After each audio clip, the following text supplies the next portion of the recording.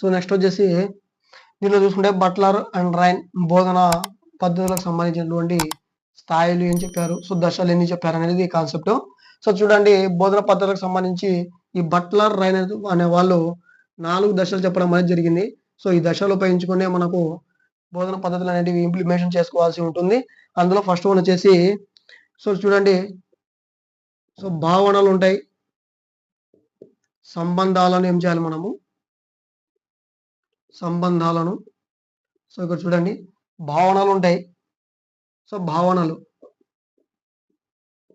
వాటి సంబంధాలను జ్ఞానం ప్రకారంగా అర్జించుకోవాల్సి ఉంటుంది. ఇప్పుడు మనకు భావన ఉందండి, సో దాని సంబంధం. సో నెక్స్ట్ వివరంగా చెప్తాను. నెక్స్ట్ చూడండి, సెకండ్ వన్ వచ్చేసి ఈ ఏర్పడినటువంటి ఈ భావనలు ఈ సంబంధాలను అవసరాలకు ఏం చేయాలి, ఫలవంతం చేసుకోవాలి. సో దీన్నే మనం సాంక్షీకరణ మనం ఎక్స్ప్లెయిన్ చేస్తాను.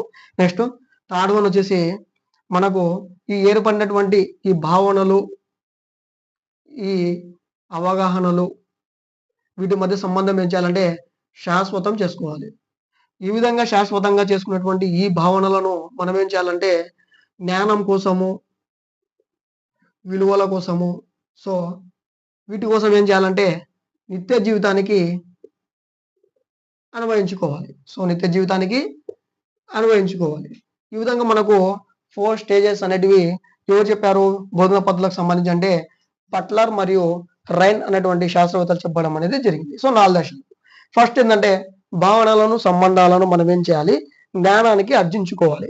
సో మ్యాథ్స్ పరంగా తీసుకుంటే గణితానికి అర్జించుకోవాలి. ఏ విధంగా అర్జించుకోవాలి? సో భావన అంటే ఏంది, ఫస్ట్ మనము ఒకరి గురించి చెప్తున్నాం, ఒకరి గురించి చెప్తుంటే మంచిగా చెప్తే మంచి ఒపీనియన్ అంటాం, సో దీన్నే భావన అంటాం. సో చెడుగా చెప్తే చెడు భావన అంటాం. సో అంటే అతని మీద మనకు ఉండేటువంటి అభిప్రాయం, ఆ వస్తువు మీద ఉండేటువంటి మనకు అభిప్రాయం. సో దీన్నే మనము భావనలు అని చెప్పడం జరుగుతుంది. సో దీన్నే మనం ఏం చేయాలి, కనెక్షన్ చేసుకోవాలి. మన అవసరం కొద్దీ ఈ కనెక్షన్ చేసుకొని మ్యాథ్స్ అనుకోండి, మ్యాథ్స్ కి ఇంప్లిమెంటేషన్ చేసుకోవాలి, అంటే అర్జించుకోవాలి, మ్యాథ్స్ పరంగా అర్జించుకోవాలి. సో మ్యాథ్స్ ఉందండి, ఇప్పుడు ప్లస్ మైనస్ ఇవి ఉన్నాయి, చతుర్విధ ప్రక్రియలు ఉన్నాయి. సో వీటి గురించి మనకు లాభం ఉంది. సో దీని మీద మనం ఒక భావన అనేది ఏర్పడుతుంది. మనం ఏం చేస్తాం, దీనికి ఈ భావనలను సంబంధాలను ఏర్పరచుకొని వీటికి మనం సంబంధాలు ఏర్పరచుకొని జ్ఞానాన్ని ఏం చేస్తాం, గణిత జ్ఞానాన్ని. సో గణితం కాబట్టి గణిత జ్ఞానం ఏం చేస్తాం, అర్జించుకుంటాం. ఈ విధంగా అర్జించుకున్నటువంటి భావనలు ఉన్నాయి కదండి, ఈ భావనలకు సంబంధాలుగా అర్జించుకున్నాం కదా, దాన్ని మనం ఏం చేస్తాం, సాంక్షీకరణం చేస్తాం. సో సాంక్షీకరణం అంటే ఏంది, పోలికలు మనం ఏం చేస్తాము అన్నిటికీ ఒకే విధంగా అప్లికేషన్ అనేది చేసుకోవడం అని జరుగుతుంది. సో ఇక్కడ చూడండి, సాంక్షీకరణం అంటే మన సైకాలజీ ప్రకారం చూసుకుంటే పూర్వం ఉన్నటువంటి జ్ఞానాన్ని మనం ఏం చేస్తామంటే, సో పూర్వం నేర్చుకున్నటువంటి జ్ఞానాన్ని ప్రస్తుతం ఉన్న జ్ఞానానిపై సేమ్ ప్రభావం చూపించి అది కూడా ఇదే అనుకోవడం. దాని ఎగ్జాంపుల్ మనకేం చెప్పింటాడు, సో గాడిదను చూపించి సో దీనికి అవి అబ్జర్వేషన్ చేసిన తర్వాత గుర్రాన్ని చూపిస్తూ కూడా గాడిద అనుకుంటారు, చూసినట్టు చూడండి. ఆ విధంగానే ఈ విధంగా ఏర్పడినటువంటి భావనలు మనం ఏం చేస్తామంటే ఆ పోలికలు అవి ఇవి చూసుకొని దీన్ని ఏం చేస్తామంటే సాంక్షీకరణం అంటే మన వైపుకి తెచ్చుకోవడం అని జరుగుతుంది. సో ఈ విధంగా తెచ్చుకున్నటువంటి ఈ భావనలు సంబంధాలు అనేటివి ఫలవంతం చేసుకుంటాం. సో మనకు ఒకటే గుర్తు, ఈ గుర్తు కనిపించిందా సో మనకు ప్లస్, ఇది కనిపించిందా మైనస్ అనేటువంటి సాంక్షీకరణం అనేది మనకు జీవితం మొత్తం మీద ఉంటుంది. ఇటువంటి గుర్తు మనకు ఎక్కడ కనిపించినా కూడా మనకు దాదాపు ఏమి అనుకుంటాం, కూడికలే, సో అడిషనలే అనుకుంటాం. సో ఎంతవరకు నాలెడ్జ్ ఉందో అంతవరకు మ్యాథ్స్ పరంగా. అదే మనము ఎన్విరాన్మెంటల్ ప్రకారం సో చూసుకుంటే ఈ విధంగా మనకు భావనలు, సో దాని మధ్య ఉన్నటువంటి పోలికలు అనేటివి ఉంటాయి. సో మనకు సాంక్షీకరణం అంటే తెలుసు కదా, ఈ గుర్తు కనిపిస్తే మనకు మ్యాథ్స్ పరంగా ఏమనుకుంటాం, అడిషనలే అనుకుంటాం. అదే ఎన్విరాన్మెంటల్ పరంగా చూసుకుంటే ఏమని చెప్తామండి, ఏమంటాం, ఈ పరిసరాలకు వెళ్తే హాస్పిటల్ గుర్తు. సో ఈ విధంగా అనేది మనకు రావడం అనేది జరుగుతుంది. సో మనం ఏం చేస్తాం, దాన్ని ఫలవంతాన్ని శాశ్వతంగా దాన్ని ఏం చేస్తాం, ఫలవంతంగా తీసుకోవడం జరుగుతుంది. సో సాంక్షీకరణం కిందకి. అదే సాంక్షీకరణంలోకి తీసుకున్నటువంటి ఈ 3వ స్టేజ్కి వచ్చేస్తే ఈ భావనలు అనేటివి, ఈ అవగాహనల సంబంధాలు అనేటివి శాశ్వతం అనేటివి అయిపోతాయి. అర్థమైందా, శాశ్వతంగా మారిపోతాయి. ఇది 3rd స్టేజ్ లో. ఈ థర్డ్ స్టేజ్ లో వచ్చిన తర్వాత 4th స్టేజ్ లో ఏమవుతుందంటే ఏర్పరచుకున్నటువంటి శాశ్వత జ్ఞానం అంటే ఈ ప్లస్ గుర్తు అనేది మ్యాథ్స్ పరంగా చూసుకుంటే మనకు అది అడిషనల్ అని ఆ జ్ఞానాన్ని మనం ఏం చేస్తామంటే నిజ జీవితంలోకి ఉపయోగించుకోవడం అనేది జరుగుతూ ఉంటుంది. సో నిజ జీవితంలో మనకి ఏ పరంగామైనటువంటి అడిషనల్ మ్యాటర్ వచ్చిందంటే దానికి ప్లస్ గుర్తు పెడతాం, అడిషనల్ మ్యాటర్ వస్తే. సో ఏదైనా సబ్స్ట్రాక్షన్ సంబంధించినటువంటి మ్యాటర్ ఇస్తే మనం మైనస్ గుర్తు పెట్టుకుంటాం. సో ఈ విధంగా మనకు టీచింగ్ మెథడ్లో మనకు 4 దశలు అనేది ఉండడం అనేది ఉంది. సో వీరికి చెప్పింది ఎవరంటే బట్లర్ అండ్ రైట్. సో వీటిని ఉపయోగించి చేసుకోవాలి. ఇప్పుడు మనము మెయిన్ టాపిక్ లోకి వెళ్తే సో చూడండి, ఇప్పుడు మనకి నుంచి స్టార్ట్ అవుతుంది బోధన పద్ధతుల గురించి మ్యాటర్లు. ఇప్పుడు చూడండి, బోధన పద్ధతులు అనేటివి మనకు సో 2 రకాలుగా ఉండడం జరుగుతుంది. ఒకటి వచ్చేసి మనకు ఏంటిది, ఉపాధ్యాయ కేంద్రీకృత పద్ధతి. సో సెకండ్ వన్ వచ్చేసి విద్యార్థి కేంద్రీకృత పద్ధతి. సో ఉపాధ్యాయ కేంద్రీకృత పద్ధతి, సెకండ్ వన్ వచ్చేసి విద్యార్థి కేంద్రీకృత పద్ధతి. సో ఉపాధ్యాయ కేంద్రీకృతం అంటే ఏమిటి అని అంటే, ఈ టీచింగ్ మెథడ్లో క్రియాత్మకంగా అంటే యాక్టివ్గా ఎవరు ఉంటారంటే ఉపాధ్యాయుడు మాత్రమే ఉండడం జరుగుతుంది. సో పిల్లలు నిష్క్రియాత్మకం అంటే చూడండి, పిల్లలు నిష్క్రియాత్మకంగా ఉండడం జరుగుతుంది. సో పిల్లలు ఎటువంటి యాక్టివిటీస్ అనేవి ఉండవు. సో ఓన్లీ ఉపాధ్యాయుడు యాక్టివ్గా ఉంటాడు కాబట్టి దీన్ని మనం ఏమంటామంటే టీచర్ సెంటర్ మెథడ్ అని చెప్పడం జరుగుతుంది. So teacher centre method. So ఇక్కడ వచ్చేసి విద్యార్థులు యాక్టివ్ ఉంటాడు. సో వీటిని ఉపాధ్యాయుడు ఏం చేస్తున్నాడు అంటే మార్గదర్శకం ఉండి పరిశీలిస్తూ ఉంటాడు. సో దీనిలో యాక్టివ్ వచ్చేసి స్టూడెంట్, నెక్స్ట్ యాక్టివ్ లేని ఎవరంటే ఉపాధ్యాయుడు. సో దీన్ని ఏమంటామంటే స్టూడెంట్ సెంటర్ మెథడ్ అని చెప్పడం అనేది జరుగుతుంది. సో ఇప్పుడు చూస్తే ఉపాధ్యాయ కేంద్రీకృతం అంటే ఇది, సో విద్యార్థి కేంద్రీకృతం అంటే ఇది. సో వీటికి సంబంధించినటువంటి బోధన పద్ధతులు మనకి ఏమేమి ఉన్నాయో చూసుకోవాలి. ఉపాధ్యాయ కేంద్రీకృతం సంబంధించినటువంటి పద్ధతులు ఉన్నాయి. సో చూడండి, మీకు ఒక బ్రీఫ్ గా ఒక ఎగ్జాంపుల్ అనేది చెప్తాం. సో కోడ్ అనుకోండి, ఎగ్జాంపుల్ అనుకోండి, చెప్పండి. ఇప్పుడు ఇద్దరు వ్యక్తులు ఏం చేస్తున్నారంటే ఉపన్యాసం చేసుకుంటున్నారు. దారి వెంబడి వెళ్తా దారి వెంబడి ఇద్దరు వ్యక్తులు ఉపన్యాసం చేసుకుంటున్నారు. వాళ్ళకు ఒకటి చారిత్రక కట్టడం అనేది కనిపించింది. సో చారిత్రక కట్టడం అనేది కనిపించింది. వాళ్ళు ఏం చేస్తున్నారంటే వాటిపైన డిస్కషన్. సో ఒకరు ఉండి అడిగినారనమాట. సో ఒకడు ఉపన్యాసం చేయడం జరిగింది. సో ఏ విధంగా కట్టినారని. సో వాడు ఏం చెప్తున్నారంటే కథలుగా దాని ఏ వనరులు ఉపయోగించారు, దానికి మూలం ఏముంది, సో నెక్స్ట్ వచ్చి ఆ భాగస్వామ్యం ఆ విధంగా బాండింగ్ అనేది ఏ విధంగా ఉండేది, ఆ విధంగా ఉంటూ వాళ్ళు ఏ విధంగా నిర్మించుకున్నారు అనేటువంటి కాన్సెప్ట్ ని వీళ్ళిద్దరు డిస్కషన్ చేయడం జరిగింది. సో గుర్తుపెట్టుకోండి, ఇప్పుడు ఇద్దరు వ్యక్తులు ఉన్నారండి. సో ఇద్దరు వ్యక్తులు వీళ్ళిద్దరు ఏం చేసుకుంటున్నారు, ఉపన్యాసం చేస్తున్నారు. ఇద్దరు కూడా ఉపన్యాసం ఏమని అంటే ఒక కట్టడం చూశాడు. సో ఒక చారిత్రక కట్టడం అనేది చూశాడు. వెళ్తా ఒక చారిత్రక కట్టడం, అసలు అది కోట అయినా కావచ్చు, గుడి అయినా కావచ్చు, ఏదైనా దేవాలయం కావచ్చు, ఏదైనా కానీ ఒక చారిత్రక కట్టడం అనేది చూడడం అనేది జరిగింది. వీళ్ళు ఏం చేస్తున్నారు ఉపన్యాసం వీటి మీద అంటే కొన్ని కథనాలు అనేది ఒక వ్యక్తి అనేది కొన్ని కథనాలు అనేటివి కథల రూపంలో చెప్తూ ఉన్నాడు. సో ఈ విధంగా కట్టారు, ఆ విధంగా కట్టారు. సో వీళ్ళు ఏం మాట్లాడుతున్నారంటే ఇంకా ఏ వనరులు ఉపయోగించారు, సో వీటికి బేసిక్ అంటే మూలాధారం ఏమైనా ఏర్పడిందా, ఏమైనా ఉందా ఈ కట్టడానికి. సో నెక్స్ట్ వచ్చేసి వాళ్ళు ఉమ్మడిగా ఏం చేస్తున్నారంటే డిస్కషన్ చేస్తున్నారు. ఉమ్మడి భాగస్వామ్యం చేసుకొని ఏం చేస్తున్నారు, డిస్కషన్ చేస్తున్నారు. ఈ విధంగా డిస్కషన్ చేస్తూ ఆ నిర్మాణం గురించి వాళ్ళు మాట్లాడుకొని అక్కడ నుంచి వెళ్ళిపోవడం అనేది జరిగింది. అంటే ఇక్కడ పొగుడుతున్నారు చరిత్రకు సంబంధించి. మనమే ఉన్నాం, దారి వెంట వెళ్తున్నప్పుడు ఒక అద్భుతమైన కోట కనిపించింది. సో మనం ఏం చేస్తాము, వాటి గురించి ఒకరికొకరు ఏం చేస్తాం, సెమినార్ చెప్పుకుంటాం, అంటే ఉపన్యాసం చేసుకుంటూ ఉంటాం. ఆ డిస్కషన్ లో ఏర్పడినటువంటి ఇది. సో దీనిలో చూడండి, మనకు మెయిన్ కోడ్ ప్రకారం తీసుకోండి. సో చూడండి, జనరల్ గా చెప్పడం జరిగింది. సో ఫస్ట్ ఉపన్యాసం వచ్చేసి ఉపన్యాస పద్ధతి. ఏంటివి ఇవి, ఉపాధ్యాయ కేంద్రీకృతం సంబంధించినటువంటి పద్ధతులు, ఉపన్యాస పద్ధతి. సో నెక్స్ట్ ఉపన్యాసం వచ్చేసింది ఉపన్యాస ప్రదర్శన పద్ధతి. చారిత్రక కట్టడం అంటే చారిత్రక పద్ధతి. సో చారిత్రక పద్ధతి. నెక్స్ట్ కథనాలు కథ అంటే కథనాల పద్ధతి. సో కథనాల పద్ధతి. సో వనరులు అంటే, సో దీనికి వనరుల పద్ధతికి 3 పేర్లు ఉన్నాయి. సో దీనికి ఏంటివంటే ఈ 3 ఇక్కడ ఎగ్జాంపుల్ ఎప్పుడైంది. సో ఒకటి వనరుల పద్ధతి, దీన్ని మనం ఏమంటామంటే మూల ఆధార పద్ధతి. సో మనం ఇక్కడ మూలం అని చెప్పినాం కదా బేసిక్ గా ఏ విధంగా కట్టారని. సో అది మూల ఆధార పద్ధతి. సో ఉమ్మడిగా మాట్లాడుకున్నాం కదా, భాగ సమిష్టి మాట్లాడుకుంటున్నాం కదా. సో దీనికి ఇంకో పేరు ఉమ్మడి భాగస్వామ్య పద్ధతి. సో వనరుల పద్ధతికే ఇంకా మిగిలిన రెండు పద్ధతులు ఉన్నాయి. పేర్లు మూలాధార పద్ధతి అంటాము, ఉమ్మడి భాగస్వామ్య పద్ధతి అంటాము. ఇంకా మిగిలింది మనకు నిర్మాణ పద్ధతి. సో మీకు ఒక జనరల్ టాపిక్ గా ఒక కోడ్ మాదిరిగా ఉంటుందని ఏదో ట్రై చేసాం. సో మీకు నచ్చితే సో నేర్చుకోండి. మామూలుగా అయితే మనకు ఉపాధ్యాయ కేంద్రీకృత పద్ధతి కింద ఎన్ని పద్ధతులు ఉన్నాయి? సో 1, 2, 3, సో 4, 5, 6 ఉండడం అనేది జరిగింది. సో మనకు ఈ 6 నేర్చుకుంటే మిగిలినటివి మనకేమి విద్యార్థి కేంద్రీకృత పద్ధతి కిందకి వస్తాయి. సో చూడండి, ప్రీవియస్ టెట్ లో మనకు చాలా అడగడం జరిగింది. సో కింది వాటిలో ఈ పక్క ఉన్నటువంటి ఒక పద్ధతి తీసుకొని, ఈ విధంగా ఉన్నటువంటి పద్ధతి తీసుకొని మనకేం చెప్పడం జరిగింది, ఈ రెండిట్లో మనకు ఏది ఉపాధ్యాయ కేంద్రీకృతము, ఏది విద్యార్థి కేంద్రీకృతము అని అడగడం జరిగింది. అదేవిధంగా చాలా రకాల ప్రశ్నలు రావడం జరిగింది. అవల్ల మేము టెస్ట్ రూపంలో మీకు చూపిస్తాం. ఇప్పుడు చూడండి, వీటి కింద ఏమున్నాయి మనకు? ఉపన్యాస పద్ధతి ఉంది. ఫస్ట్ ఆఫ్ ఆల్ ఉపన్యాస పద్ధతి.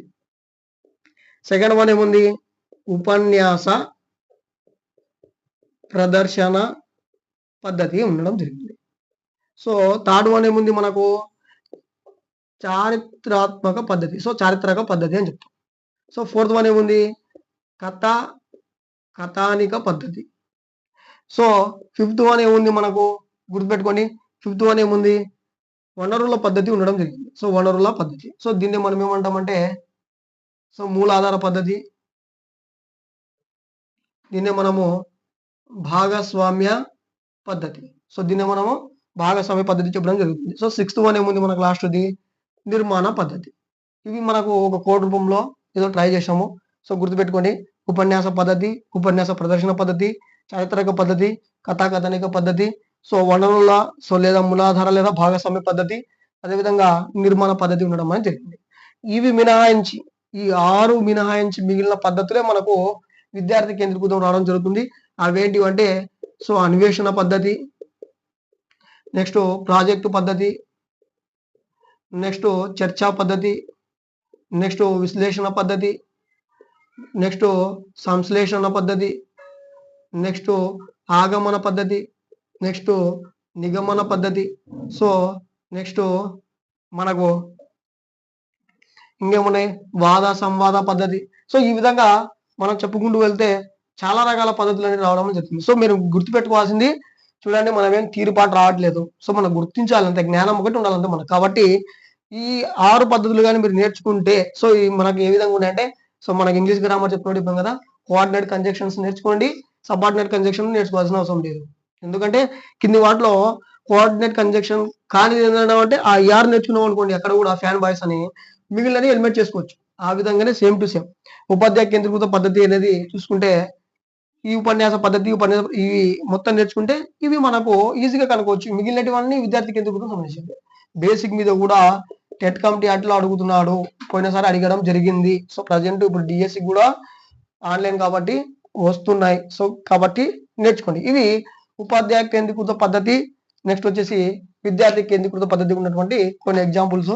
ఇప్పుడు మనము వీటిలో ఫస్ట్ ఉపాధ్యాయ కేంద్రీకృత పద్ధతుల గురించి డిస్కస్ చేయడం అనేది జరుగుతుంది. ఒక్కొక్క పద్ధతి గురించి మనం నేర్చుకోవడం అనేది జరుగుతూ ఉంటుంది ఉపాధ్యాయ కేంద్రీకృత పద్ధతి గురించి. సో నెక్స్ట్ తీసుకుంటే మనకు ఉపాధ్యాయ కేంద్రీకృత పద్ధతులలో సో ఫస్ట్ పద్ధతి చేసి ఉపన్యాస పద్ధతి. ఉపన్యాస పద్ధతి అని చెప్పడం జరుగుతుంది. సో దీన్నే లెక్చర్ మెథడ్ అని చెప్పడం అనేది జరుగుతుంది. సో ఫస్ట్ చూడండి, సో మనకు ఇప్పుడు మనం చెప్పుకోబోయేది ఏంటంతా టీచర్ సెంటర్ అంటే ఉపాధ్యాయ కేంద్రీకృత. సో ఉపాధ్యాయ కేంద్రీకృతకు సంబంధించినటువంటి బోధన పద్ధతులు ఇప్పుడు మనము చెప్పడం జరుగుతుంది. సో ఉపాధ్యాయ కేంద్రీకృతం అంటే ఇంట్రడక్షన్ అని చెప్తాం. అంటే యాక్టివ్ ఎవరు ఉంటారు? టీచర్ ఉంటారు. సో ఇన్యాక్టివ్ ఎవరు ఉంటారు? సో స్టూడెంట్ ఉండడం జరుగుతుంది. ఈ ఉపన్యాస పద్ధతి గురించి ఇంట్రడక్షన్ తీసుకుంటే సో దీన్ని ఆంగ్లంలో లెక్చర్ మెథడ్ అని చెప్పడం అని జరుగుతుంది. సో ఈ లెక్చర్ ని తీసుకొస్తే ఇక్కడ ఇది లాక్టర్ అనేటువంటి లాటిన్ భాషా పదం నుండి రావడం అని జరిగింది. ఎక్కడి నుంచి రావడం జరిగింది? లాటిన్ భాష నుంచి రావడం అని జరిగింది. సో దీని అర్థం ఏంది అని అంటే మనకు టు టీచ్ లేదా టు రీడ్ అంటే ఏంటంటే తెలుగులో అర్థం బిగ్గరగా, సో గట్టిగా, సో బిగ్గరగా లేదా గట్టిగా అరువు లేదా బిగ్గరగా చదువు అని అర్థం. అంటే లౌడ్లీగా స్పీకింగ్ అనేది చెయ్యి, సో లౌడ్లీగా అరవు అని చెప్పేసి దీని మీనింగ్ అనేది రావడం జరుగుతుంది. సో మనకు ఉపన్యాస పద్ధతికి సంబంధించి దీనికి ఆంగ్లంలో లెక్చర్ మెథడ్ అంటారు. సో లెక్చర్ అనేటువంటి ఆంగ్ల పదము సో లాక్టర్ అనేటువంటి లాటిన్ భాష పదం నుంచి తీసుకోబడింది. సో దీని అర్థం టు టీచ్ లేదా టు రీడ్. సో బిగ్గరగా చదువు లేదా బిగ్గరగా అరువు అని చెప్పడం అనేది జరుగుతుంది. సో మనము ఉపన్యాస పద్ధతిని పలు సో మరొక పేర్లు అనేదితో పిలవడం అని జరుగుతుంది. సో చూడండి, ఉపన్యాస పద్ధతి అంటే ఏమిటి? ఫస్ట్ ఉపన్యాస పద్ధతి అంటే ఏంటంటే గుర్తుపెట్టుకోండి, అది ఉపాధ్యాయుడైనా కానీ, సో ఎవరైనా కానీ, సో మనకు ముఖం నుంచి కేవలం వాయిస్ తోటి మాత్రమే బోధించేటువంటి విధానాన్నే ఉపన్యాస పద్ధతి అంటాం. అదే ఉపాధ్యాయుడు అనుకోండి, వాయిస్ తో పాటు నల్లబల్లను ఉపయోగించుకొని రాస్తూ చెప్తా ఉంటాడు. సో దీన్ని మనం ఉపన్యాస పద్ధతి అని చెప్పడం జరుగుతుంది. సో ఇప్పుడు నేను చేసేది కూడా ఉపన్యాస పద్ధతి. చూడండి, నేనేం చేస్తున్నాను, వాయిస్, సో ముఖం నుంచి వాయిస్ తీయడం, దీన్ని వాచకం అన్న. సో వాయిస్ తీయడం, ఏం చేస్తున్నాను, బోర్డు మీద రాస్తున్నాను, మీకు ఎక్స్ప్లెయిన్ చేస్తున్నాను. సో మీరేం చేస్తున్నారు, అక్కడ నిష్క్రియాత్మకంగా వింటూ ఉన్నారు. సో క్రియాత్మకం ఎవరున్నాం, నేనున్నాను. సో యాక్టివ్ ఎవరున్నారు, చెప్పేతోడు ఉన్నారు. సో కాబట్టి ఇటువంటి పద్ధతిని మనం ఏమంటామంటే ఉపన్యాస పద్ధతి అని చెప్పడం అనేది జరుగుతుంది. సో దీనికి మరొక పేర్లను ఉన్నాయి. సో దీనికి పద్ధతి ఏంటంటే వివరణ పద్ధతి అని ఉంది. సో వివరణ పద్ధతి అంటే తెలుసు కదా, ప్రతి అంశాన్ని దీనిలో క్లుప్తంగా మనము వివరిస్తూ ఉన్నాం కాబట్టి దీన్ని వివరణ పద్ధతి అని చెప్పడం జరుగుతుంది. సో నెక్స్ట్ వచ్చేసి వ్యాఖ్యాన పద్ధతి. సో ప్రతి అంశాన్ని మనం ఏం చేస్తాం, వ్యాఖ్యానిస్తాం, సో వివరిస్తాం. సో దానిలో నుంచి విశ్లేషించుకుంటూ పోతూ ఉంటాం, ఈ అంశం అని. సో కాబట్టి దీన్ని వ్యాఖ్యాన పద్ధతి అని చెప్పడం అనేది జరుగుతుంది. అదే విధంగా మనము దీన్ని ఏం చేస్తామంటే నల్లబల్లను ఉపయోగించుకొని, సో నల్లబల్ల ఉపయోగించుకొని మాట్లాడుతూ ఏం చేసుకుంటాం, భాషణం చేస్తూ నల్లబల్లను ఉపయోగించుకుంటూ ఈ పద్ధతిని చెప్తాం కాబట్టి చాక్ బోర్డ్ పద్ధతి, సో నల్లబల్ల ఉపన్యాస పద్ధతి అని కూడా చెప్పచ్చు. బ్లాక్ బోర్డ్ టీచింగ్ మెథడ్ అని కూడా చెప్పవచ్చు. సో నల్లబల్ల పద్ధతిని కూడా దీనికి రావడం అనేది జరిగింది. So chalk board teaching method అని దీనికి పేరు ఉండడం అనేది జరిగింది. మనకు కోబన్ అనేటువంటి శాస్త్రవేత్త ఉండడం జరిగింది. సో దీనిలో నెక్స్ట్ మనము చెప్పుకుంటాం. సో జ్ఞానేంద్రియాల పరంగా మనము ఏ విధంగా మన జ్ఞానం ఎంతెంత శాతం వస్తుందని చెప్పేసి కోబన్ తీసుకోవడం జరిగింది. దీన్ని తీసుకుంటే మనం కేవలం వింటున్నాం కాబట్టి మనకు చెవుల ద్వారా జ్ఞానార్జన ఎంత జరుగుతుంది కోబన్ ప్రకారం అంటే 11% అనేది జరుగుతుంది. గుర్తుపెట్టుకోండి, మీకు నేను తర్వాత ఆ టాపిక్ వచ్చినప్పుడు కోబన్ గురించి పూర్తిగా అక్కడ చెప్పేస్తాను. సో ప్రస్తుతం అయితే కోబను మనం చెవుల ద్వారా వింటాం కాబట్టి, సో మనకు చెవులు 2, సో ఒక చెవి, సో గుడ్డి గుర్తు మాదిరిగా. సో మొత్తము కేవలం వినడం పాత్ర ఉంటుంది కాబట్టి దీంట్లో మనకు 11% అనేది ఈ పద్ధతి ద్వారా మనకు అర్థం కావడం అనేది జరుగుతుంది. సో ఎవరి ప్రకారము, కోబన్ ప్రకారం. ఇప్పుడు రంగాలను తీసుకుంటే విద్యా లక్ష్యాలకు సంబంధించినటువంటి రంగాలు బ్లూమ్స్ ఇచ్చారు కదా. సో దాంట్లో తీసుకుంటే దాంట్లో మనకు 6 ఉపరంగాలు జ్ఞానాత్మక రంగంలో ఉండడం జరిగింది. అందులో కూడా మనకు 3 లక్ష్యాలు అనేవి ఉన్నాయి. సో జ్ఞానం, అవగాహన, వినియోగం. అందులో ఉన్నటువంటి జ్ఞానం అనేటువంటి మొదటి లక్ష్యం ఉంది కదా, జ్ఞానం అనేది. ఈ లక్ష్యం అనేది ఈ ఉపన్యాస పద్ధతి ద్వారా మనకు నెరవేరడం అనేది జరుగుతుంది. సో జ్ఞానం అనేది ఉపన్యాస పద్ధతి ద్వారా మనకు లభించడం అనేది జరుగుతూ ఉంటుంది. సో ఇది మనకు ఉపన్యాస పద్ధతికి సంబంధించి ఇంట్రొడక్షన్ పార్ట్.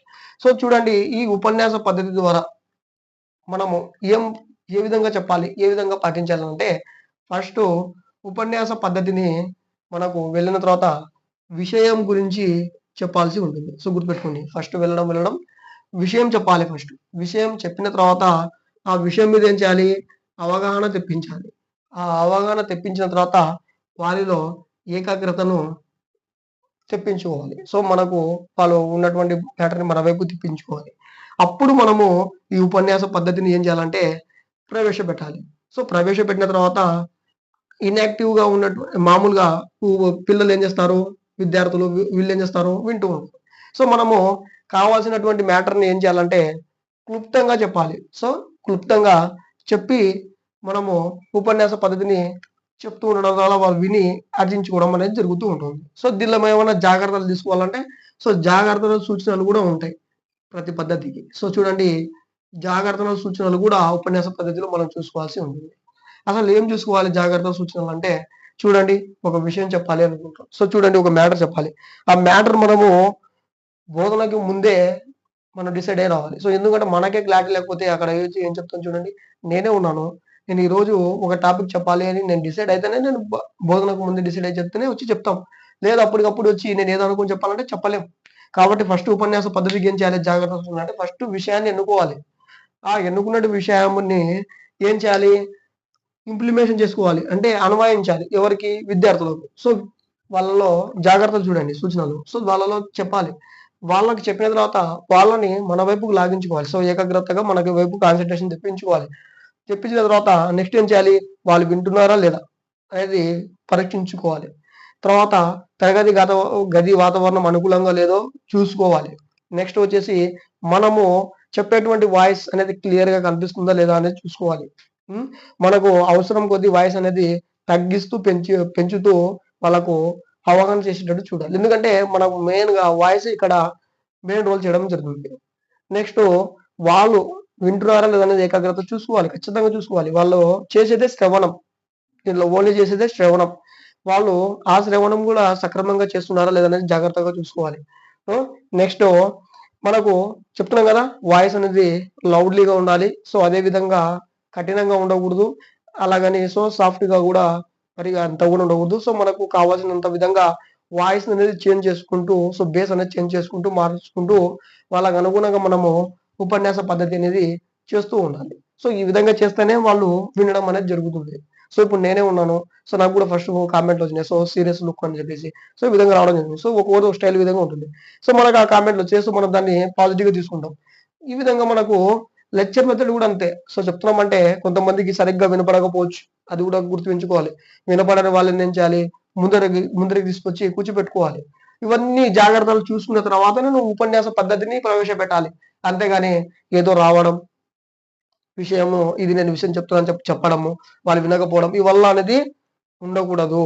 కాబట్టి ఇటువంటి జాగ్రత్తల సూచనలనేవి కూడా మనకు ఉపన్యాస పద్ధతిలో ఉండడం అనేది జరుగుతూ ఉంటుంది. సో అదే విధంగా చూడండి బోధనకు ముందే మనం విషయం చెప్పాలంటున్నాం కదా! సో ఆ చెప్పాలంటే మనకు స్కిల్ అనేది ఉండాలండి. గుర్తుపెట్టుకోండి. ఉపన్యాస పద్ధతి మనము చెప్పుతున్నాము. లెక్చర్ మెథడ్ అనేది మనం వచ్చి చెప్తున్నాము. ఒక పొజిషన్‌లో ఉండి మనం వచ్చి చెప్తున్నాము అని అంటే గుర్తుపెట్టుకోండి. అది సెమినార్ అయినా గాని, ఏదైనా గాని మనకు స్కిల్ ఉండాలి. సభాకంబం ఉండకూడదు. సభాకంబం ఉండకూడదు. అంటే స్టేజ్ ఫియర్ ఉండకూడదు. సో ఏదైనా గాని సిగ్గు బిడియం లేకుండా, సో సిగ్గుపడకుండా, సో భయం లేకుండా మొత్తము మనకి ఏముండాలి? స్కిల్ అనేది ఉండాలి. సో నైపుణ్యం అనేది ఫస్ట్ మనకు ఉండాలి. గుర్తుపెట్టుకోండి.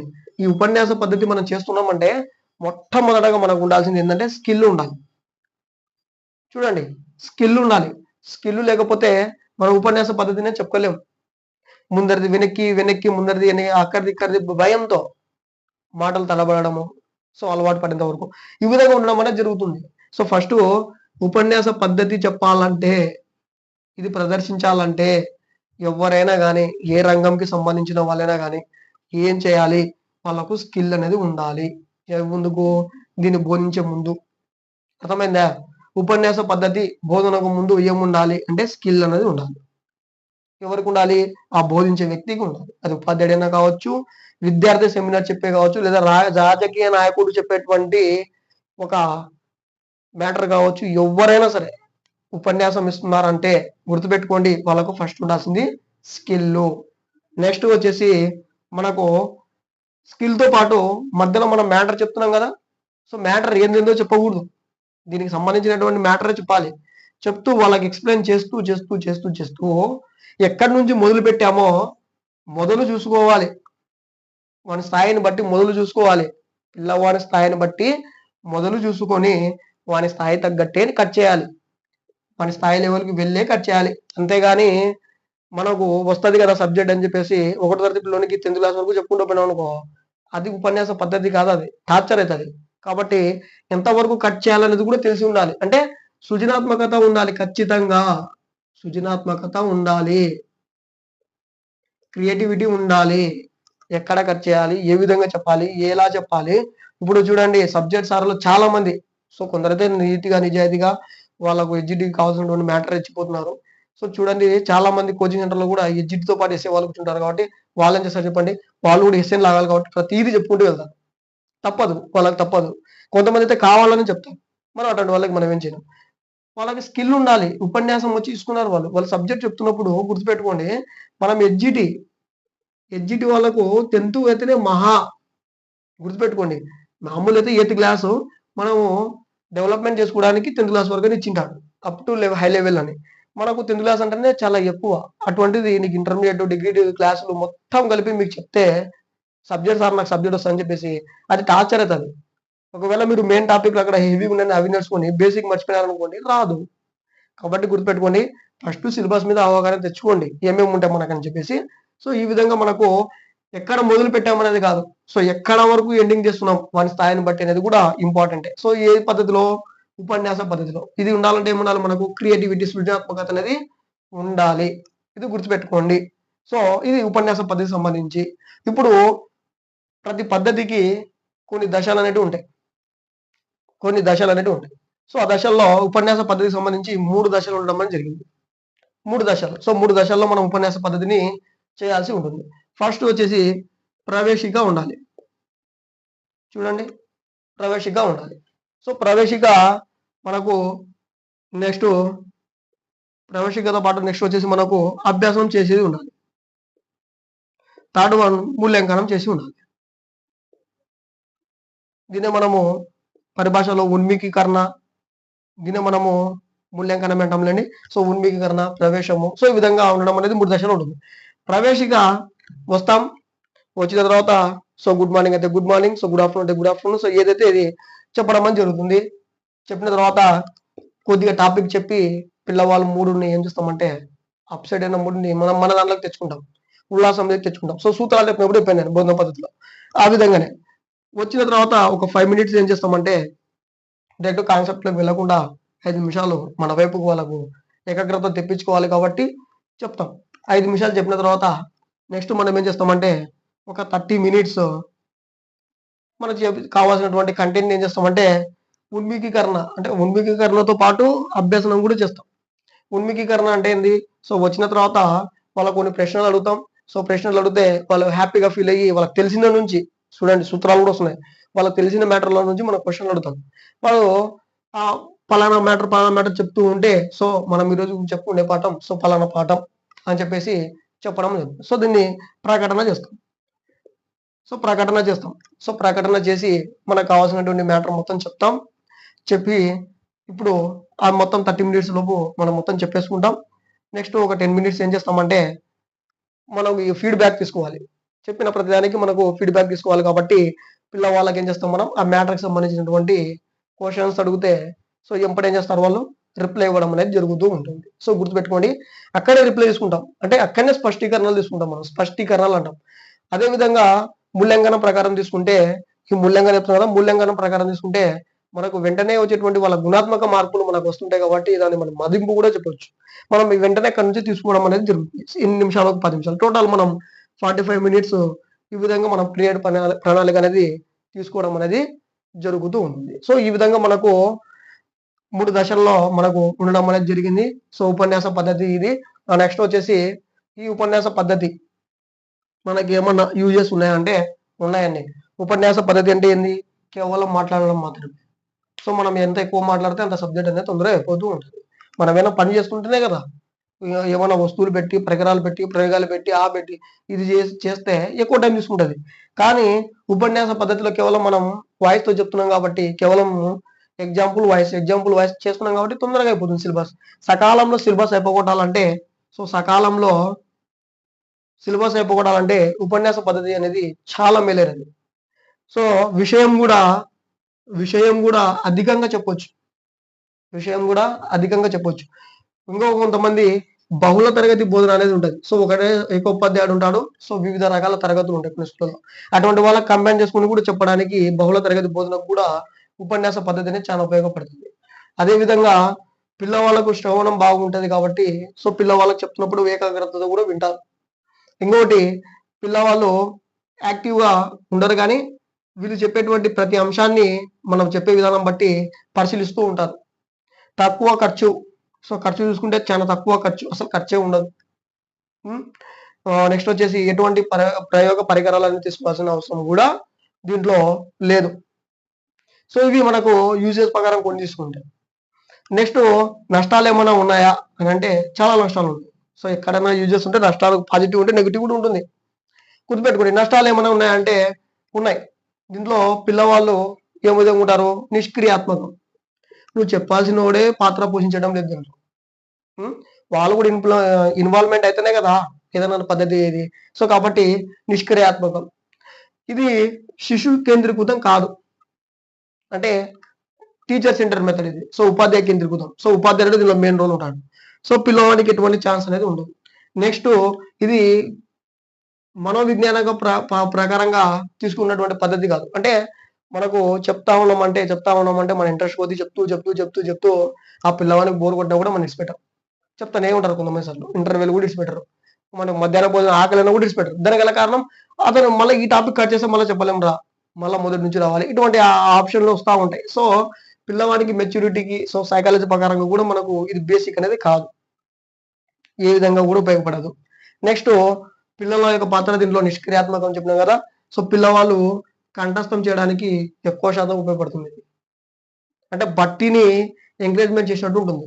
వాళ్ళ క్రియేటివిటీని కూడా తీసుకురాదు.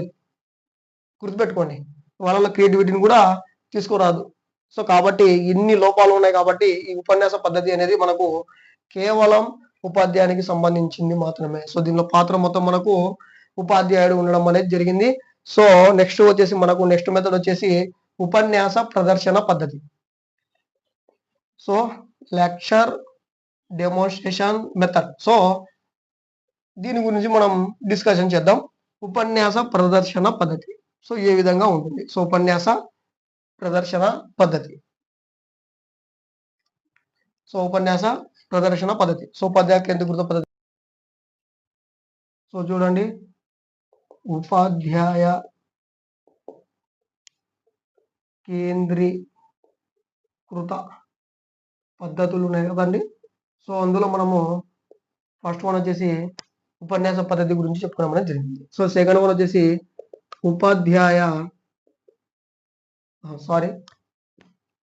ఉపన్యాస ప్రదర్శన పద్ధతి. So lecture come demonstration method అంటారు ఇంగ్లీష్లో. మీకు ఇక్కడనే ఉంది. ఉపన్యాసం అంటే మౌఖికంగా మాట్లాడడం, చెప్పడం, ఉపన్యాసం చేయడం. ప్రదర్శన అంటే మన ఏదైనా ఒక పరికరాన్ని ప్రదర్శిస్తూ ఉండాలి. సో తీసుకొని ప్రయోగాలు కానీ లేకపోతే పరిశీలనలు కానీ ఏదో ఒకటి చేస్తూ ఉండాలి. దానికి సంబంధించినటువంటి మెథడ్. ఇది ఏ విధంగా వచ్చింది అని అంటే చూడండి, ఈ ఉపన్యాసం ఉంది కదా. సో ఉపన్యాస పద్ధతిలో చేంజింగ్ చేసి ఈ ఉపన్యాసం పద్ధతిని చేంజ్ చేసి ఉపన్యాస ప్రదర్శన పద్ధతి అనేది రావడం జరిగింది. సో దీన్ని మాడిఫై చేసి ఉపన్యాస ప్రదర్శన పద్ధతి అనేది రావడం జరిగింది. సో చూడండి దీంట్లో ఏ విధంగా ఉంటుంది. ఫస్ట్ దీని గురించి మనము ఉపాధ్యాయునికి అసలు పిల్లలకి ఏంది సంబంధం దీనికి గురించి చూద్దాం. ఏ విధంగా ఉపాధ్యాయుడు క్రియాత్మకంగా ఉంటాడు, అందుకే కదా టీచర్ సెంటర్ అనేది. ఏ విధంగా ఉంటాడు, ఏ విధంగా పిల్లలు నిష్క్రియాత్మకంగా ఉంటారు చూద్దాం. దీంట్లో ఫస్ట్ ఉపన్యాస ప్రదర్శన సంబంధించి ఇప్పుడు ఉపాధ్యాయుడు ఉన్నాడు. ఉపాధ్యాయుడు ఏం చేస్తాడంటే ఈ పద్ధతిలో కొన్ని విషయానికి సంబంధించినటువంటి పరికరాలు తీసుకొస్తాడు. తీసుకొచ్చి లైన్గా వరుసగా పెట్టి ప్రయోగాలు చేస్తాడు. ఎవరు? ఉపాధ్యాయుడే, పిల్లవాళ్ళు కాదు, విద్యార్థులు కాదు. ప్రయోగాలు చేస్తారు. ప్రయోగాలు చేస్తుంటే అది మనం ఏమంటాం, ప్రదర్శన అంటాం. సో ఇది ప్రదర్శన గాడికి ఇడికి వచ్చేసింది. దాంతోపాటు ప్రయోగాలు చేస్తూ ఏం చేస్తాడు, వివరిస్తూ ఉంటాడు. దాని గురించి వివరణలు చేస్తూ ఉంటాడు. సో వివరణ చేస్తున్నాడంటే వివరణ పద్ధతి అంటే ఏంది, ఉపన్యాస పద్ధతి. సో కాబట్టి ఉపన్యాసం కిందికి వచ్చేసింది. అంటే కొన్ని పరికరాలు తీసుకోవాలి ఉపాధ్యాయుడు ఒక విషయానికి సంబంధించినటువంటివి. ఆ పరికరాలు తీసుకొని వాటిని వరుసగా పేర్చుకొని సో దాన్ని తగునంగా పెట్టుకొని వాటి గురించి ఎక్స్ప్లెయిన్ చేస్తూ ఎవరు ఉపాధ్యాయుడు ఎక్స్ప్లెయిన్ చేస్తూ మనకేం చేస్తాడు పిల్లవాళ్ళకు నేర్పించడానికి చూస్తాడు. సో కాబట్టి దీన్ని ఉపాధ్యాయ ప్రదర్శన పద్ధతి అంటాం. సో దీంట్లో కూడా మనకు మెయిన్ రోల్ ఎవరు చేస్తున్నారు? టీచరే పరికరాలు తెచ్చుకుంటున్నాడు, టీచరే ఎక్స్ప్లెయిన్ చేస్తున్నాడు, టీచరే చెప్తున్నాడు, పిల్లోడు ఏం చేస్తున్నాడు ఓన్లీ చూస్తా ఉన్నాడు అంతే. గుర్తుపెట్టుకోండి. కాబట్టి దీన్ని టీచర్ సెంటర్ మెథడ్ అని చెప్పడం అనేది జరిగింది. సో ఆ దాంట్లో నుంచి ఒకటి మనకు ఉపన్యాస ప్రదర్శన పద్ధతి. ఈ విధంగా ఉన్నటువంటి ఈ ఉపన్యాస ప్రదర్శన పద్ధతి మనం కోపను చెప్తాడు కదా. సో జ్ఞానేంద్రియం ప్రకారం చూడండి పిల్లలు దీంట్లో వింటారు ఎందుకంటే ఉపన్యాసం ఉంది కాబట్టి. నెక్స్ట్ పరిశీలిస్తారు అంటే కళ్ళతో నిశ్చితంగా చూడాల్సిందే, ఇది రావాలంటే ఖచ్చితంగా పరిశీలించాల్సిందే. కాబట్టి ఐ యొక్క పవర్ అనేది చాలా ఎక్కువగా ఉంటుంది కాబట్టి దీంట్లో 83% మనకు తెలుసు కోబన్ ప్రకారం. సో ఇంత శాతం మనకు చూడండి 94% మనకు వీటి ద్వారా మనకు రావడం అనేది జరుగుతుంది. ఎవరి ప్రకారం? కోబన్ ప్రకారం. ఈ విధంగా ఉన్నటువంటి ఈ ఉపన్యాస ప్రదర్శన పద్ధతికి విధానం ఏ విధంగా ఉంటుంది? సో దీన్ని ప్రవేశించేటువంటి విధానం. సో దాంట్లో కూడా ఎప్పుడు దీంట్లో కూడా విధానం ఏ విధంగా ఉంటుందంటే ఫస్ట్ ఏం చేయాలంటే పాఠ్య పథకాన్ని ఏర్పాటు చేసుకోవాలి. తర్వాత పరికరాలు అనేటివి ప్రయోగం కోసం సమకూర్చుకోవాలి. సో పరికరాలు ప్రయోగం కోసం సమకూర్చుకోవాలి. మూడోది ఏం చేయాలి? మూల్యాంకనం చేయాలి. ఈ 3 స్టేజ్లు అనేటివి దీంట్లో ఉండడం అనేది జరిగింది. సో ఉపన్యాస ప్రదర్శన పద్ధతిలో ఫస్ట్ పాఠ్య పథకం తెచ్చుకుంటాం అంటే లెసన్ ప్లాన్. ఈ లెసన్ ప్లాన్ తెచ్చుకున్న తర్వాత మనము ఏం చేస్తామంటే ఫస్ట్ ఏం చేస్తామండి పిల్లవాడిని సంసిద్ధం చేస్తాం, వానికి మోటివ్ చేస్తాం అంటే ప్రేరణ కలిగిస్తాం. గుర్తుపెట్టుకోండి పాఠ్య పథకంలో రావడం మన లెసన్ ఏం చెప్పాం, ఫస్ట్ మనం ఏం చేస్తాం వాడిని రెడీ చేయాలి, వాడిని ఏకాగ్రత తెప్పించాలి. కాబట్టి ఫస్ట్ సంసిద్ధం చేస్తాం. ఫస్ట్ నుంచి చెప్పేది ఇదే, నేను డైరెక్ట్ వెళ్ళి ఎవడు కూడా క్లాస్ చెప్పాడు. గుర్తుపెట్టుకోండి వాడు ఏదో నానాక సంతల్లో పిల్లవాళ్ళు తెచ్చుకుని ఎట్లా పెట్టుకుంటారు, ఆ వల్ల పోగొట్టి మన వైపు తెచ్చుకోవాలి. కాబట్టి ఫస్ట్ సిద్ధం చేస్తాం, తర్వాత ప్రేరణ చేస్తాం.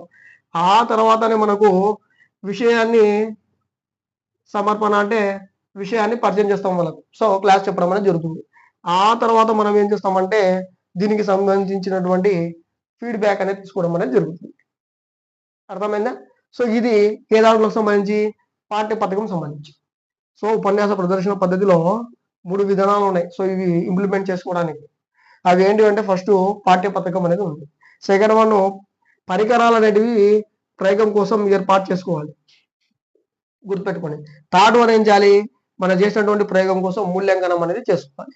ఈ విధంగా మనకు పాఠ్య పథకంలో ఉండడం అనేది జరుగుతుంది. నెక్స్ట్ పరికరాలు ఏం చేయాలి? ప్రయోగం కోసం ఏర్పాటు చేసుకోవాలి. మనకు ఆ కాన్సెప్ట్కి సంబంధించినటువంటి ప్రయోగాలు అంటే చేసుకోవాలి. ఎగ్జాంపుల్ తీసుకుంటే మనకు సూర్యగ్రహణం, నెక్స్ట్ చంద్రగ్రహణం గురించి చెప్పాలనుకుంటున్నాం. ఈరోజు క్లాసు సూర్యగ్రహణం చంద్రగ్రహణం గురించి చెప్పాలనుకుంటాం. ఆ టీచింగ్ స్టైల్ ఏంది, ఆ మెథడ్ ఏంటంటే ఉపన్యాస ప్రదర్శన పద్ధతిలో చెప్పాలి అనుకుంటాం. చెప్పాలనుకున్నప్పుడు ఏం చేస్తాము? లెసన్ ప్లాన్ తయారు చేసుకుని వస్తాం. ఆ లెసన్ ప్లాన్లో ఏం చేస్తాం? వానికి ఫస్ట్ సంసిద్ధం చేస్తాం, మోటివేట్ చేస్తాం, విషయం గురించి చెప్పడానికి ట్రై చేస్తాం. చెప్పిన తర్వాత వానికి ఫీడ్బ్యాక్ తీసుకుంటాం. సో ఇదేంది లెసన్ ప్లాన్ సంబంధించి. తర్వాత సెకండ్ స్టేజ్కి వచ్చేసరికి ఏం చేస్తామంటే పరికరాలు తీసుకొచ్చినటువంటి పరికరాలు తీసుకుంటాం. ఆ పరికరాలను తీసుకొని ఒక్కొక్కటి పేర్ చేసి ఆ అమరికలు అనేది చేసేసి దాన్ని స్టేజ్ ప్రకారం పెట్టేసి ఏం చేస్తాం? ప్రయోగాన్ని చెప్పినటువంటి మ్యాటర్ని ప్రయోగం ద్వారా చూపిస్తాం. పిల్లవాడు దాన్ని పరిశీలిస్తూ ఉంటాడు. ఆ పరిశీలించిన తర్వాత మనం ఏం చేస్తాము? సూర్యగ్రహణం అంటే ఈ విధంగా, చంద్రగ్రహణం అంటే ఈ విధంగా. సో ఈ విధంగా మనకు బాలో సైకిల్ టైర్స్ ఏవో ఒకటి తెచ్చుకొని గ్రహాలకు సూర్యుడు చంద్రులకు తెచ్చుకొని వానికి ఏదో పరికరాలు పెట్టి చూపిస్తూ ఉంటాం. వాడు నేర్చుకుంటాడు. నేర్చుకున్న తర్వాత మనం ఏం చేస్తాము? మూల్యాంకనం చేస్తాం. ఈ ఫీడ్బ్యాక్ తీసుకున్న తర్వాత మన లక్ష్యం నెరవేరితే సో హ్యాపీ, లక్ష్యం నెరవేరకపోతే కామన్గా మళ్ళా ఇంకోసారి చెప్పాల్సి ఉంటుంది. సో అది విద్యార్థిని బట్టి. ఈ విధంగా మనకు 3 స్టేజ్లు అనేది ఉండడం అనేది జరుగుతుంది ఉపన్యాస ప్రదర్శన పద్ధతిలో. ఈ ఉపన్యాస ప్రదర్శన పద్ధతి చెప్తున్నామంటే ఖచ్చితంగా ఏ పద్ధతి చెప్తున్నామన్నా కూడా జాగ్రత్తలు ఉండాలి, సూచనలు కూడా చేసుకోవాలి. ఏమున్నాయంటే ఫస్ట్ నువ్వు తీసుకున్నటువంటి ఎక్విప్మెంట్ పరికరాలు అనేటివి ఆ విషయానికి సంబంధించినటివే ఉండాలి. సో విషయానికి సంబంధించినటివే ఉండాలి. నువ్వు ఏదో తీసుకొచ్చి ఏదో చేస్తానంటే సంబంధం కూడా కాదు. ఇంకోటి ఈ ప్రదర్శన చేస్తున్నప్పుడు చాలా స్పష్టంగా కనపడే విధంగా పరిసరాలను ఏర్పాటు చేసుకోవాలి. సో ప్రతి విద్యార్థికి కనపడే విధంగా చూసుకోవాలి. నెక్స్ట్ వచ్చేసి ఆ విద్యార్థి ఈ ప్రయోగాన్ని పరిశీలిస్తున్నాడా లేదని కూడా అబ్జర్వేషన్ చేస్తూ ఉండాలి. ఏదో మన ఇష్టానుసారం చెప్తున్నాం కదా అని చెప్పేసి చెప్పకూడదు, చేయకూడదు. నెక్స్ట్ వచ్చేసి మంచి వెలుతురు ఉన్నటువంటి వాతావరణంలోనే తీసుకోవాలి. అర్థమైందా? తీసుకొని ఆ పిల్లవాళ్ళకు జాగ్రత్తలు, సో ప్రతి ఒక్కరికి ఒక వరుస క్రమంలో నిలబెట్టడము, లేకపోతే అందరిని ఒక చోట కూర్చోపెట్టి హైట్ ప్రకారం కూర్చోపెట్టి సో ప్రయోగాలు చేస్తూ ఉంటే ఇట్లా బెంచ్ మీద పెట్టుకొని ప్రయోగాలు చేస్తూ వాళ్ళకు చూపించడము. సో మాక్సిమం జాగ్రత్తలు అంటే ఈ విధంగానే తీసుకోవాలి. విషయానికి సంబంధించిన మ్యాటర్ తీసుకొని చేయాల్సి ఉంటుంది. మనకు ఏమన్నా ఈ ఉపన్యాస ప్రదర్శన పద్ధతిలో మనకి ఇంకా ఏమైనా వస్తాయంటే, మనకేమన్నా దీనివల్ల లాభం ఉందంటే ఖచ్చితంగా లాభం ఉంటుంది. ప్రతి పద్ధతికి కూడా లాభం ఉంటుంది. సో దీనివల్ల లాభం ఏంటంటే తక్కువ ఖర్చు కలిగినటువంటి పరికరాలు కానీ దొరికినాయి అనుకోండి, దీనికి చాలా యూజ్గా ఉంటుంది. మనం ఉపయోగించేటువంటి టీఎల్ఏమో తక్కువ ఖర్చు, అంటే నో కాస్ట్ లో కాస్ట్ అని ఉంది కదా ఇంగ్లీష్ మీడియంలో. సో ఇంగ్లీష్ మెథడ్లో ఆ విధంగా మనకు తక్కువ వేల ఖర్చుల్లో దొరికినటువంటి పరికరాలు ఏమన్నా ఉన్నాయంటే దీనికి చాలా యూజ్ అవుతుంది. అదేవిధంగా పిల్లవాడు డైరెక్ట్ చంద్రగ్రహణం సూర్యగ్రహణం అంటే కొంతమంది చూసిండొచ్చు, చూడకపోవచ్చు. దాన్ని మనము నిజ వాతావరణానికి తీసుకొస్తున్నాం. అంటే ఈ విధంగా జరుగుతుంది, ఈ విధంగా జరుగుతుంది అని. అంటే దీనివల్ల మనకు ఉన్నటువంటి మూఢనమ్మకాలు కూడా తీసేయచ్చు. పిల్లవానికి కొద్దిగా హేతుబద్ధమైనటువంటి ఆలోచనలు తెప్పించవచ్చు. పిల్లవాడు బట్టి పడతాడు అనుకోండి, ఆ బట్టి పద్ధతిని మార్పించవచ్చు. ఎందుకంటే ప్రయోగపూర్వకంగా చేస్తున్నాం కాబట్టి. సో చూడండి ఎన్ని యూజెస్ ఉన్నాయో. అదేవిధంగా కొద్దిగా చూసుకుంటే ఈ ఉపన్యాస ప్రదర్శన పద్ధతికి పరికరాలు కావాల్సి ఉంటుంది. సో ఇది ఒక్కటే మనకు కొంచెం నెగిటివ్ గా ఉంటుంది. కానీ తక్కువ సంబంధించినటువంటి వేల కలిగినటువంటి పరికరాలు మనకుగానే కనిపిస్తే సో దీనికి చాలా యూజ్ అనేది ఉంటుంది. సో పిల్లవాళ్ళలో హేతుబద్ధమైనటువంటి ఆలోచనలు కూడా తెప్పించవచ్చు. గుర్తుపెట్టుకోండి. సో పిల్లవాడు స్తబ్దతగా ఉండకుండా సో కొద్దిగా పరిశీలన ఉంటుంది కాబట్టి వానికి పరిశీలన శక్తి కూడా పెంచవచ్చు. పిల్లవానికి పరిశీలన శక్తి కూడా మనం పెంచడానికి ఉపయోగపడుతుంది. ఏంది ఈ ఉపన్యాస ప్రదర్శన పద్ధతి. నెక్స్ట్ వచ్చేసి దీనిలో ఏమైనా లోపాలు ఉన్నాయంటే సో ఖచ్చితంగా పాజిటివ్ ఉన్న చోట నెగిటివ్ కూడా ఉంటుంది. గుర్తుపెట్టుకోండి. లోపాలు ఏమైనా ఉన్నాయంటే పిల్లవాడు సరిగ్గా కాన్సన్ట్రేషన్ పెట్టలేదు అనుకోండి, ఆ పద్ధతి వానికి అర్థం కాదు, అదొకటి. నెక్స్ట్ వచ్చేసి సరిగ్గా వినలేదు అనుకోండి, అర్థం కాదు. నెక్స్ట్ వచ్చేసి వాడు ఆ ప్రయోగం చేస్తున్నప్పుడు ఉపాధ్యాయుడు ఏం చేస్తాడంటే ఆ విషయానికి సంబంధించినటువంటి మ్యాటర్ చెప్పకుండా ఏదైతే చెప్తాడు అనుకోండి, అప్పుడు పిల్లవాడు నిరాశ చెందుతాడు. అదే విధంగా చేస్తూ ఉన్నప్పుడు సో కొన్ని కెమికల్ ఉంటాయి, కొన్ని కెమికల్ రియాక్షన్స్ కరెక్ట్ గా ప్రదర్శిస్తున్నప్పుడు కొన్నిసార్లు విఫలం కూడా అవుతాయి. అటువంటిప్పుడు పిల్లవాడు నిరాశ చెందుతాడు. అదే విధంగా దీనికి కొంచెం ఖర్చు కూడా చేయాల్సి వస్తుంది. ఇది ఒక నెగిటివ్. అదే విధంగా ఇది సిలబస్ ని కూడా కొంచెం సకాలంలో పూర్తి చేయకుండా కొంచెం అడ్డంకిగా ఉంటుంది. కాబట్టి ప్రతి టాపిక్ ని మనము ఈ పద్ధతి ద్వారా చెప్పలేము. ఇది ఒక మైనస్ పాయింట్ దీంట్లో ఉంది. పిల్లవాడు పరిశీలిస్తాడు కానీ పరిశీలించినటువంటి మ్యాటర్ ని పిల్లవాడు చేయడు కాబట్టి సో మాక్సిమము చాలా తక్కువ కాలంలోనే గుర్తుండడం ఉంటుంది. సో ఎక్కువ కాలం గుర్తుండాలంటే వాడు వివరిస్తూ చేస్తూ ఉండాలి. సో ఇది కూడా మనకు అక్కడ మెథడ్లంగా కొన్ని ముందు వస్తే వస్తుంది. కాబట్టి ఇన్ని లోపాలు అనేది దీనిలో ఉండడం జరిగింది. సో మనకు బెస్ట్ ఎగ్జాంపుల్ గా సో అక్కడ ఉపన్యాస పద్ధతి చెప్పడం మర్చిపోయినా, ఉపన్యాస పద్ధతి అనేది ఉపన్యాస పద్ధతి ప్రదర్శన పద్ధతి కాదు. ఉపన్యాస పద్ధతి అనేది మనకు వేటికి అనుకూలం అంటే ఏ కాన్సెప్ట్ చెప్పడానికి అనుకూలం అంటే ఎవరివైనా చరిత్రలు ఉన్నాయనుకోండి, చరిత్రలు చెప్పాలంటే స్పీచ్ ఇస్తూనే ఉండొచ్చు. అదే విధంగా కథనాలు ఉన్నాయనుకోండి, అవి చెప్పొచ్చు, కథలు చెప్పొచ్చు. ఉపవాచకాలు ఉంటాయి నాణ్యాలకు సంబంధించి తెలుగులో కానీ, అవి చెప్పడానికి కూడా మనకు ఉపన్యాస పద్ధతి అనేది చాలా ఉపయోగపడుతుంది. అదేవిధంగా ఉపన్యాస ప్రదర్శన పద్ధతికి వస్తే గుర్తుపెట్టుకోండి, ఇందులో మనకు ఉపన్యాస ప్రదర్శన పద్ధతిలో ఈ టాపిక్ ఏ టాపిక్లు చెప్పుకోవచ్చు అవి అంటే ఒకటి చెప్పాం కదా, సూర్యగ్రహణం చంద్రగ్రహణం అని. సో నెక్స్ట్ వచ్చేసి మనకు జీర్ణ వ్యవస్థ ఉంది, రక్త ప్రసరణ వ్యవస్థ ఉంది. సో ఆ విధంగా ఇంకా మనకు చాలా ఉన్నాయి. సో నెక్స్ట్ వచ్చేసి మూఢనమ్మకాలను విడనవచ్చు. సో వీటి వల్ల మనం చేపించడం ద్వారా జీర్ణ వ్యవస్థ, మూత్ర విసర్జన వ్యవస్థ, రక్త ప్రసరణ వ్యవస్థ, తర్వాత వచ్చేసి కిరణజన్య సమయ క్రియ సంబంధించినటువంటి ప్రయోగాలు. నెక్స్ట్ వచ్చేసి మనకు చంద్రగ్రహణం సూర్యగ్రహణం. సో ఈ విధంగా మనకు ప్రయోగాలు ఈ ఉపన్యాస పద్ధతి ద్వారా చెప్పడానికి మనకు అనుకూలంగా ఉంటాయి. అర్థమైందా? సో ఈ విధంగా మనకు చూడండి ఉపన్యాస ప్రదర్శన పద్ధతి. సో ఉపాధ్యాయుడే మెయిన్ కాన్సెప్ట్ దీనిలో. సో క్రియాత్మకంగా యాక్టివ్గా ఉండేది కూడా ఉపాధ్యాయుడే పరికరాలు తెస్తాడు, ఉపాధ్యాయుడే ప్రయోగం చేస్తాడు, ఉపాధ్యాయుడే వివరిస్తాడు. ఏం చేస్తుండాలి? విద్యార్థులు కేవలం చూస్తూ ఉండాలి, వింటూ ఉండాలి, సో పరిశీలిస్తూ ఉండాలి. కేవలం అది మాత్రమే. కాబట్టి దీన్ని మనము ఉపన్యాస ప్రదర్శన పద్ధతి అంటాం. సో యాక్టివ్ టీచర్ ఉన్నాడు కాబట్టి దీన్ని టీచర్ సెంటర్ మెథడ్ అంటాం. సో దానిలో ఉన్నటువంటి స్టేజెస్ చెప్పినాం, దానిలో ఉన్నటువంటి జాగ్రత్తలు చెప్పినాం, దానిలో ఉన్నటువంటి పాజిటివ్నెస్ చెప్పినాం, దానిలో ఉన్నటువంటి నెగిటివ్ కూడా చెప్పడం జరిగింది. అదేవిధంగా కోపం ప్రకారం చెప్పినాం. సో నెక్స్ట్ చూడండి, ఇంకా మిగిలిన అవి ఏ సబ్జెక్టులలో అంటే ఏ మ్యాటర్లలో ఉపయోగించుకోవచ్చు అని కూడా చెప్పినాం. సో ఉపన్యాసం కూడా చరిత్రలు, సో అంటే కథలు, కథనాలు, ఉపవాచకాలు ఇటువంటి దానిలో జీవిత చరిత్రల గురించి చెప్పడానికి కూడా ఉపయోగపడుతుంది. ఏది ఉపన్యాస పద్ధతి. ఇది ఉపన్యాస ప్రదర్శన పద్ధతి. సో ఉపన్యాస ప్రదర్శన పద్ధతిలో గ్రహాలు, ఉపగ్రహాల గురించి, సో సూర్యగ్రహణం, చంద్రగ్రహణం గురించి, సో ఆక్సిజన్, CO2, O2ల గురించి, నెక్స్ట్ వచ్చేసి కొన్ని కాంతి సిద్ధాంతాలు ఉన్నాయి వాటి గురించి, నెక్స్ట్ వచ్చేసి కొన్ని మళ్ళా జీర్ణ వ్యవస్థ గురించి సైన్స్ ప్రకారం అయితే సో ఈ విధంగా చెప్పుకోవడానికి మనకు ఉపయోగపడుతుంది. సో ఇది ఉపన్యాస ప్రదర్శన పద్ధతి. నెక్స్ట్ పద్ధతి వచ్చేసి మనకు చారిత్రక పద్ధతి.